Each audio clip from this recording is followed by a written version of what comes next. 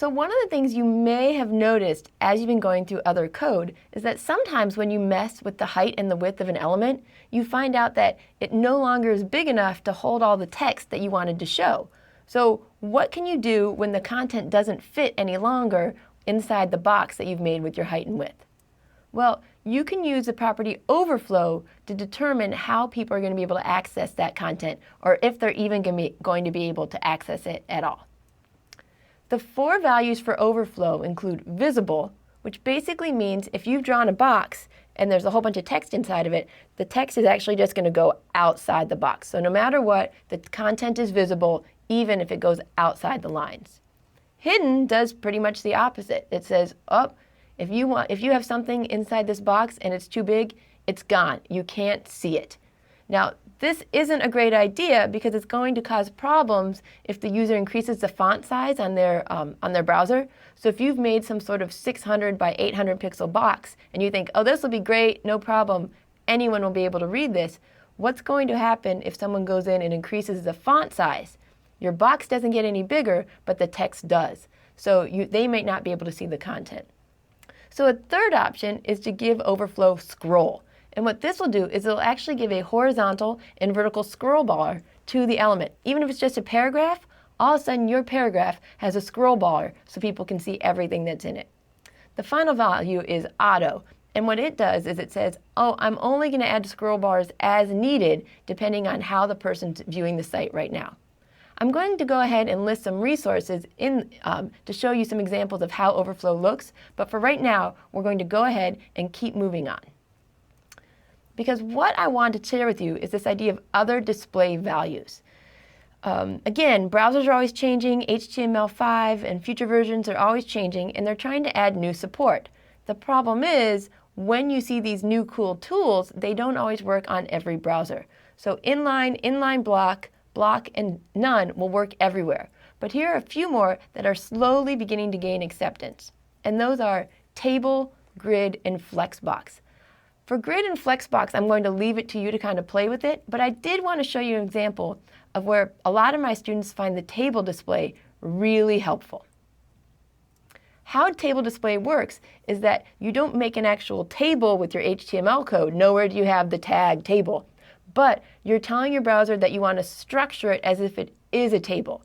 So you would make any type of containing element display table, and then anything that you want to line up in nice columns, you would use display table cell.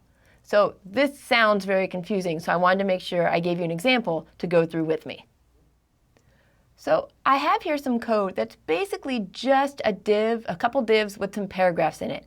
And what I wanted to do is I wanted to make sure that they didn't have all the exact same content. As you can see, each of the divs is now next to each other because we've told it we don't want them to be underneath each other. But this really isn't what you were hoping for it to look like. So let's go ahead and try adding that float left.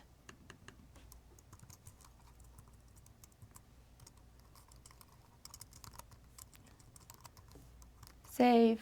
I'm going to go ahead over here and refresh.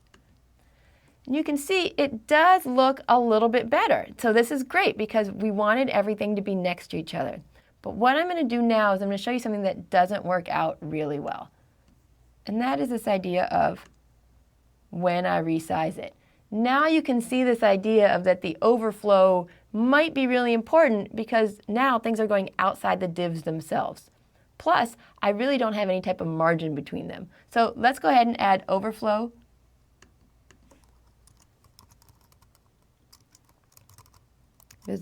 Hidden, or scroll, just to show you what I was talking about there for a second. I'm going to go ahead and refresh it. And now you can see that everything is contained within the content box, and I can actually go in here and I can scroll each and every single one of these. I'm actually not a huge fan of this because I don't like the way that people would need to know that they can scroll. So we're going to try something new here. Instead, what I'm going to do is I'm going to set the width to 30%, and I'm going to go ahead and use the inline block. And let's take a look at what this looks like now. I need to remember I'm using a new style sheet, so I need to go in and change my HTML, so I'm using that style sheet.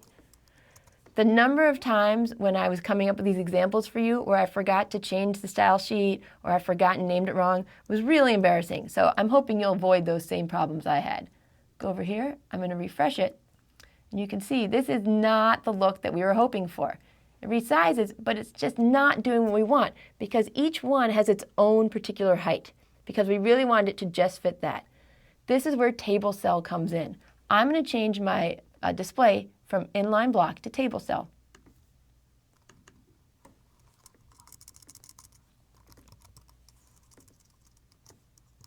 And for once, when I go to hit refresh, I'm going to actually know why this doesn't work, but I want to show you. When I hit refresh, it looks actually okay right here because it's made it so that it all works out. Now, depending on what browser you're on, this may not work because what you really want to say is, if I'm going to go ahead and make this use table cell, don't forget to go into your body and say display. All right, and I'm going to refresh, and it's going to look the same. It's just going to be a better coding style. Now, I'm going to try to put a lot of examples of coding in here in the CSS course so you can play with it. But I can't stress enough that sometimes it's not going to work exactly the same for you because you might be using a different browser. You might be using the same browser but a different version. The most important thing is for you to go in there and keep trying these new values, seeing what happens, and playing with it. When it comes time for your final project, that's when to be really specific about making sure that everything looks good on every browser. The last thing I wanted to mention very quickly was this idea of visibility, and it specifies whether or not an element is going to be seen by the user. Now, we talked about this earlier when I talked about display none, but what goes on with visibility is you can actually see that space was left for it. There's just nothing there. So when you use visibility, the options are visible, hidden, or collapse if you're using tables. If you see this and you're wondering what the difference is between display and visibility, just remember that with display none, the browser acts as if it's not even there. You don't see anything. With visibility hidden, the browser is going to leave the space that that element would take up. It just doesn't show it. So finally, let's go ahead and review. Display is just one tool of the many we're going to use for positioning the elements on your page. Early design, deciding what you want your page to look like before you start coding, is going to make things easier. Don't code thinking, I want to use float right. Design and then decide, oh, I'm going to have to use float right here. Utilize all the different tools we have, such as Inspect Element, to see your different options, and it's going to make your coding life so much easier. We want to avoid save, refresh, save, refresh. Instead, use those tools, and you'll find that you're making really good decisions when you're designing your code. Thanks.